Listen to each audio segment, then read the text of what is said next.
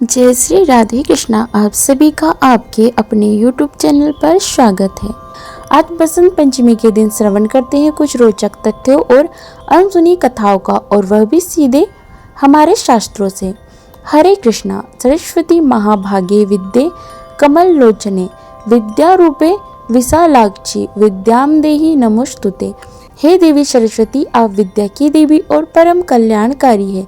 हे कमल के समान नेत्रों वाली विद्या की देवी, मुझे ज्ञान प्रदान करे। मैं आपको नमस्कार करती हूँ। माता सरस्वती यानी विद्या, ज्ञान, कला और संगीत की आराध्य देवी, स्वयं ब्रह्मा जी द्वारा इन्हें उत्पन्न किया गया। और जानते हैं क्यों? चलिए आज आपको देवी सरस्वती के विषय में एक सुंदर कथा सुनाते हैं।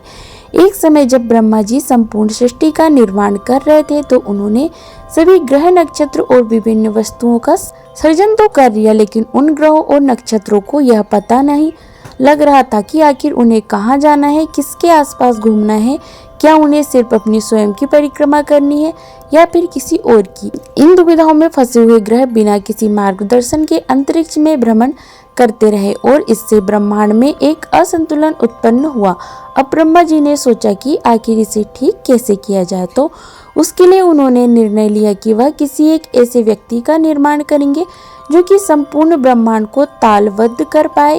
यह सोचते ही ब्रह्मा जी अपनी ध्यान अवस्था में चले गए और उसी क्षण उनके मुख कमल से एक दिव्यमान देवी प्रकट हुई। उन्होंने श्वेत वस्त्र धारण किए हुए थे। उनके वस्त्रों की किनार सुनहरे रंग की थी। उन्होंने कोई भी आभूषण धारण नहीं किया था, लेकिन फिर भी वे अत्यंत सुंदर और तेजस्वी दिख रही थी। उनके 4 हाथ थे, जिनमें से 2 हाथों में उन्होंने वीणा धारण किया था, तीसरे हाथ में जपमाला थी और चौथे हाथ में एक कुंभ। और वो देवी और कोई नहीं अपितु संगीत और ज्ञान की देवी स्वयं माता सरस्वती थी। जैसे ही उन्होंने अपनी वीणा पर ब्रह्मनाद छेड़ा, वैसे ही संपूर्ण ब्रह्मांड में एक परम शांति, मधुर संगीत और संतुलन छा गया। और जिस दिन माता सरस्वती प्रकट हुई है वह आज का दिन यानी कि बसंत पंचमी का दिन है। यही कारण है कि आज के दिन माता सरस्वती की विशेष पूजा अर्चना की जाती है। बच्चों को शिक्षा देने का आरंभ इसी दिन से करना सर्वोत्तम होता है। जो लोग कला, संगीत और ज्ञान के उपासक हैं, वे आज के दिन अपनी आराध्य देवी माता सरस्वती की विशेष उपासना करते हैं। इसी कारण प्रत्येक वर्ष माघ मास के शुक्ल पक्ष की पंचमी तिथि के इस दिन को सरस्वती पूजा के नाम से भी जाना जाता है। कहा जाता है कि इसी दिन ब्रह्मा जी से देवी सरस्वती की उत्पत्ति हुई थी। पुराणों में इस बात का उल्लेख पाया जाता है कि स्वयं भगवान श्री कृष्ण ने देवी सरस्वती को यह वरदान दिया था कि इस दिन हर जगह उनकी पूजा आराधना होगी। पूर्ण पुरुषोत्तम भगवान श्री कृष्ण ने इस भौतिक जगत का कार्यभार विभिन्न देवी देवताओं में से विभाजित किया है। जिस प्रकार ब्रह्मा जी को सृष्टि की सर्जन का, महादेव को संहार तथा विष्णु जी को सृष्टि के पालन का कर्तव्य दिया गया है, उसी प्रकार देवी सरस्वती को विद्या, कला तथा संगीत का प्रभार दिया गया है। एक समय श्रीपाद रामानुजाचार्य के गुरु ने उन्हें शील व्यास देव द्वारा रचित वेदांत सूत्र पर टीका लिखने के लिए कहा। उस समय वेदांत सूत्र की मूल लिपि कश्मीर की शारदा पीठ में रहने वाले ब्राह्मणों के पास थी। इसलिए श्रीपाद रामानुजाचार्य ने यह निर्णय लिया कि वे कश्मीर जाकर उस मूल लिपि को प्राप्त करेंगे तथा वेदांत सूत्र पर अपना भाष्य लिखेंगे। परंतु जब उन्होंने कश्मीर जाकर उन पंडितों से आग्रह किया तो उन्होंने इनकार कर दिया।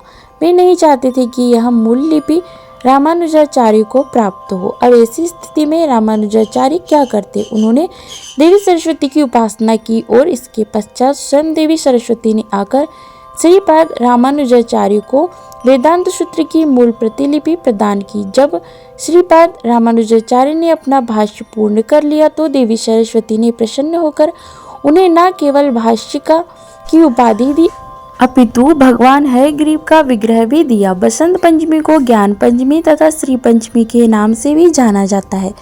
बसंत पंचमी के दिन से ही बसंत ऋतु का आगमन होता है, जिसमें प्रकृति खिल उठती है तथा चारों ओर बाहर छा जाती है। श्री कृष्ण चैतन्य महाप्रभु का अवतरण भी इसी ऋतु में हुआ था, जिसे हम गौर पूर्णिमा के नाम से जानते हैं।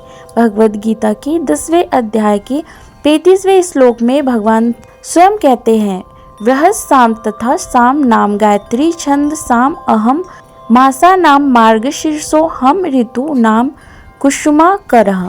अर्थात सामवेद के गीतों में मुझे बृहद साम और छंदों में मुझे गायत्री समझो। मैं 12 मासों में मार्गशीर्ष और ऋतुओं में पुष्प खिलाने वाली बसंत ऋतु हूँ। आपने यह तो अवश्य सुना होगा कि कार्तिक मास में आने वाली शरद पूर्णिमा की रात्रि को भगवान श्री कृष्ण तथा गोपियों के मध्य महारास होता है। लेकिन क्या आप जानते हैं कि इसके अतिरिक्त एक और महारास है जिसके बारे में श्री जयदेव गोस्वामी अपनी रचना गीत गोविंद में उल्लेख करते हैं। जी हाँ, इसे बासंती रास लीला कहते हैं और यह भगवान श्री कृष्ण और उनके नित्य सिद्ध गोपियों के बीच बसंत पंचमी की रात्रि को होता है, जहाँ शरद पूर्णिमा को होने वाला महारास वृंदावन में स्थित यमुना के तट पर हुआ था।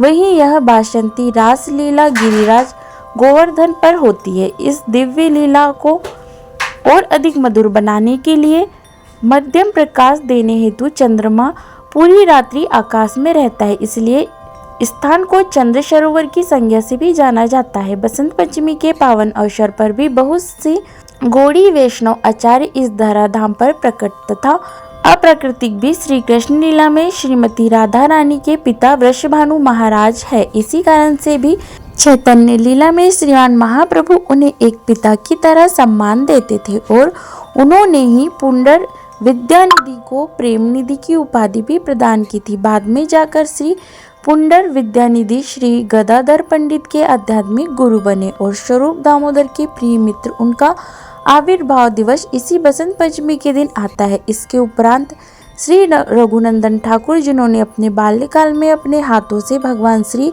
गोपीनाथ को भोजन करवाया था, उनका आविर्भाव भी इस धरातल पर आज ही के दिन हुआ था। श्री रघुनाथ दास गोस्वामी, जो कि वृंदावन के मुख्य 6 गोस्वामी, भी आज ही यानी बसंत पंचमी के दिन हुआ था। आज वृंदावन में हम जो राधा कुंड और श्याम कुंड के दर्शन करते हैं, उनका निर्माण भी श्री रघुनाथ दास गोस्वामी द्वारा करवाया गया था।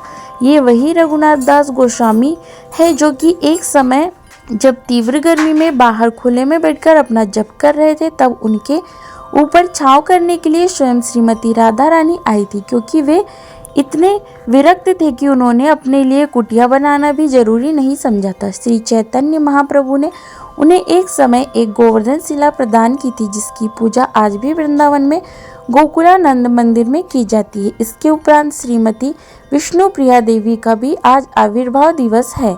श्रीमती विष्णुप्रिया देवी भी चैतन्य महाप्रभु की पत्नी है और वे साक्षात भगवान नारायण की भू शक्ति है।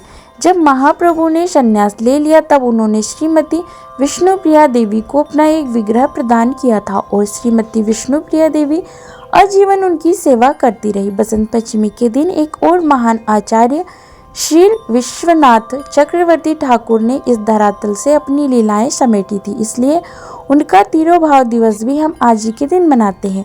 उन्होंने राधा कुंड में श्री मुकुंद दास के साथ रहकर वृंदावन के 6 गोस्वामी ग्रंथों का गहनता पूर्वक अध्ययन किया था। तत्पश्चात उन्होंने कई महत्वपूर्ण ग्रंथों की रचना भी की थी, जिसके संदर्भ आज भी कई विद्वान लेते हैं। श्री प्रभुपाद ने अपनी भगवद गीता यथारूप भी इसी महा आचार्य को समर्पित की थी। बसंत पंचमी के दिन से बसंत ऋतु का आगमन होता है और इसीलिए वृंदावन में कई मंदिरों में भगवान श्री कृष्ण को अनेक प्रकार के सुगंधित और रंग बिरंगे फूल और पत्तियां अर्पित की जाती है। सुंदर नव अंकुरित घासों से उन्हें सजाया जाता है। इस दिन वृंदावन में कृष्ण बलराम और श्री राधा कृष्ण के विग्रहों को पीले केसरिया वस्त्रों से सुशोभित किया जाता है और उनकी प्रसन्नता के लिए बसंत राग गाया जाता है। इस दिन भगवान को पीले रंग के फूल अर्पित करने का प्रावधान भी है। कई स्थानों पर इस दिन महिलाएं और बालिकाएं पीले रंग के वस्त्र धारण करती है।